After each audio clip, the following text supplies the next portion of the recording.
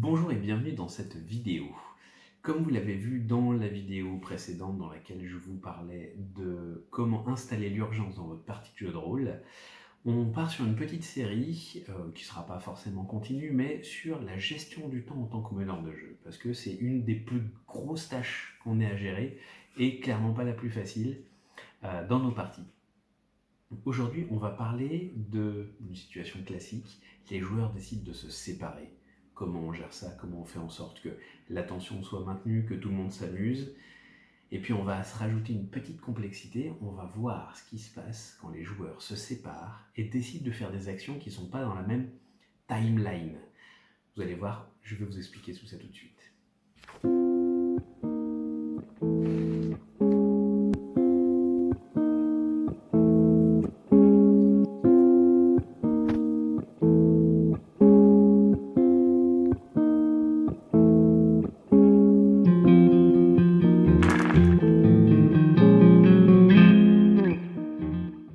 On va prendre un exemple. Vous proposez à vos joueurs une enquête.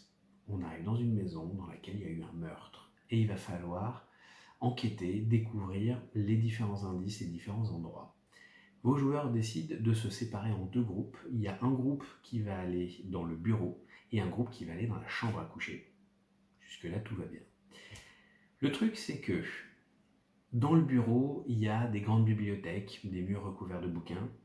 Forcément, quand ils vont commencer à chercher de la documentation, des livres, des choses qui pourraient attirer leur attention, ça va leur prendre un certain temps. De l'autre côté, on est dans une chambre, donc il y a nettement moins d'éléments à explorer. Voilà comment je gère la chose. Premier truc, une déclaration d'intention. Mon objectif est simple, je veux pas perdre un groupe ou l'autre. Je veux pas qu'il y en ait qui attendent 5 minutes, 10 minutes, un quart d'heure, que l'autre groupe ait fini de faire son action. Je veux maintenir tout le monde dans l'histoire. Je veux qu'ils s'intéressent à ce qui se passe dans le groupe d'à côté. Et je veux aussi qu'ils puissent rester dans le rythme de la partie. Donc, mon ennemi, ça va être l'ennui. Mon obligation, ça va être de faire du ping-pong d'un groupe à l'autre. Donc la première chose que je fais, c'est que je demande au premier groupe, alors du coup les gars, ou les filles, ou peu importe, hein, mais du coup, qu'est-ce que vous voulez faire? Ah bah du coup, on va aller explorer le bureau. Ok, donc je leur décris le bureau avec les murs couverts de bouquins, etc. Ils disent bah du coup voilà, on va chercher, moi je vais chercher dans le secrétaire pour voir s'il y aurait des compartiments à secret.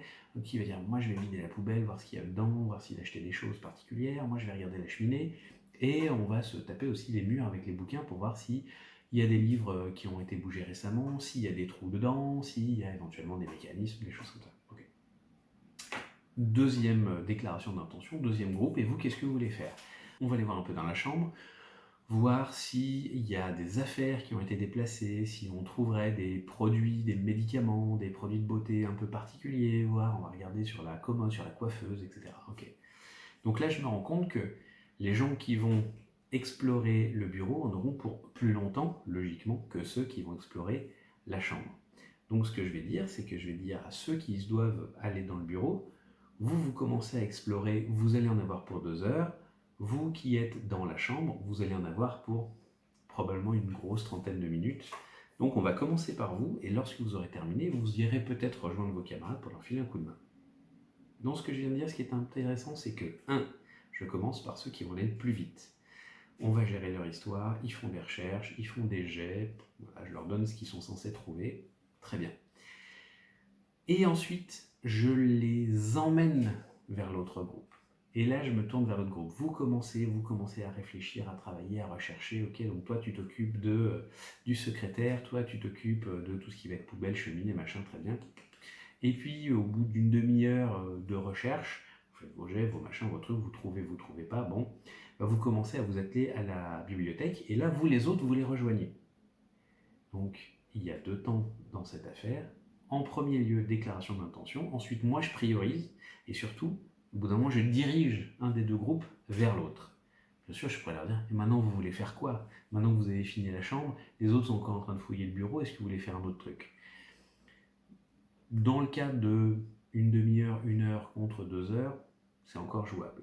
Et maintenant, je vais vous donner un deuxième exemple plus complexe, et surtout un exemple que moi j'ai vécu quand j'avais 13 ans.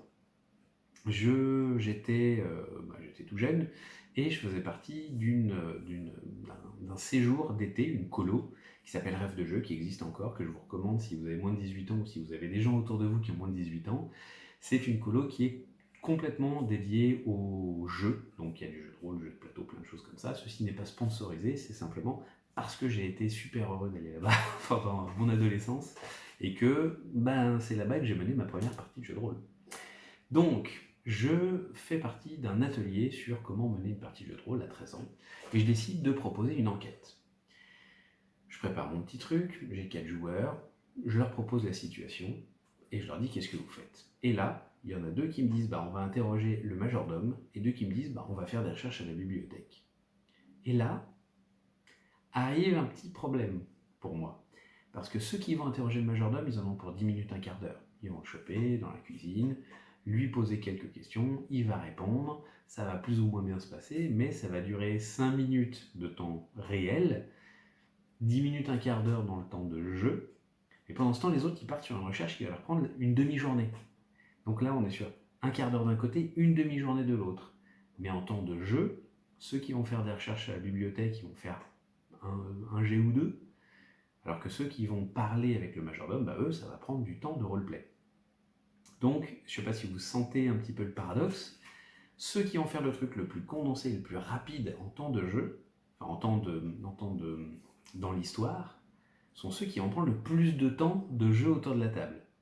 Donc j'ai toutes les chances qu'en fait, ceux qui partent faire une recherche à la bibliothèque attendent et jettent juste une paire de dés pour voir s'ils trouvent quelque chose, que je leur donne quelques éléments et qu'ils reviennent, mais qu'en fait on ait un espèce de déséquilibre terrible. Donc là encore, ce que j'ai fait, c'est que j'ai dit, vous allez interroger le majordome, vous de votre côté, vous allez faire vos recherches à la bibliothèque, réfléchissez à ce que vous voulez chercher à la bibliothèque pendant qu'on va faire l'entretien avec le majordome, et vous, après avoir fait l'interview, l'interrogatoire du majordome, vous allez rejoindre les autres à la bibliothèque. Ou alors, qu'est-ce que vous comptez faire après ? Derrière, on va aller faire des recherches sur tel truc. Ok, donc ça vous prendra le reste de l'après-midi.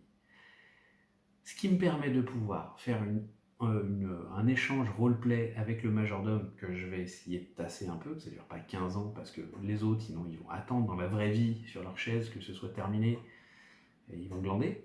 Et ensuite, je vais leur dire, voilà, vous avez fini avec le majordome, ça nous a pris 5 minutes en vrai temps. Maintenant, vous vous consacrez à quelque chose d'autre le reste de l'après-midi. Je me consacre maintenant à l'autre groupe, qui est à la bibliothèque, qui va faire quelques recherches. Je vais leur dire, ok, tu trouves ci, tu trouves ça, qu'est-ce que tu cherches d'autre, machin. Je vais leur faire jouer un peu plus que juste un lancer de dés de bibliothèque, précisément, si on joue à Cthulhu, par exemple. Et je vais leur donner un petit peu plus de grain à moudre. Ok, tu trouves tel truc, tel machin, et toi, toi tu vas trouver telle autre chose. Ah bon, ils échangent entre eux, ils réfléchissent un peu, ils vont voir le bibliothécaire. Je leur donne 2-3 petites interactions en plus pour qu'ils aient un temps de jeu à peu près égal. Et ensuite, vous passez le reste de la journée, vous à faire tel truc, vous à faire tel autre. Et arrive 19h, qu'est-ce que vous faites ? Vous vous retrouvez à quel endroit ? Grâce à ça, j'arrive à maintenir l'attention de tout le monde. Je fais un espèce de ping-pong le plus régulier possible d'un groupe à l'autre, toujours évidemment leur laisser le temps de faire ce qu'ils ont envie de faire, de mener leurs actions, mais on part pas dans un long descriptif, un long moment de roleplay, un long moment compliqué, intense d'un côté, et l'autre juste un pauvre jet de dés qui en fait leur a pris la journée. Ok ? Et donc ce ping-pong me permet de maintenir l'intention, de faire en sorte que les joueurs restent impliqués, que s'ils avaient une idée au moment où ils ont dit tiens, moi je vais faire ça, qu'ils puissent l'appliquer assez rapidement après, parce que sinon, la problématique, c'est qu'ils vont garder leur idée en tête, ils vont surtout pas vouloir la lâcher, donc ils vont pas écouter les autres, ou alors ils vont complètement écouter les autres, et quand je vais leur dire, et maintenant c'est à vous, qu'est-ce que vous faites ? Ils vont être paumés, ils auront oublié leur truc. Voilà. Donc, dans la gestion du temps, lorsque les joueurs se séparent, c'est ça que je vous recommande. Déclaration d'intention, petit ping-pong régulier, et au bout d'un moment, on pousse tout le monde à se retrouver à un certain endroit, en douceur évidemment, mais parce que eux aussi, ils savent qu'à un moment, il va bien falloir qu'ils se retrouvent. Si jamais ils partent chacun pour 3 semaines d'activité d'un côté et de l'autre, en fait, autant faire 2 séances de jeux de rôle différentes, plutôt que de mettre 4 personnes ou 3 personnes sous le même toit la même journée, quoi. Voilà. J'espère que ça a été clair. Si vous avez des questions, n'hésitez pas à me les poser dans les commentaires. Si vous avez des anecdotes autour de tout ça, n'hésitez pas à les raconter aussi. C'est super riche et moi j'adorerais vous lire. Je vous remercie d'avoir regardé cette vidéo. Je vous donne rendez-vous très bientôt pour la prochaine. Et d'ici là, je vous souhaite une bonne continuation. Au revoir.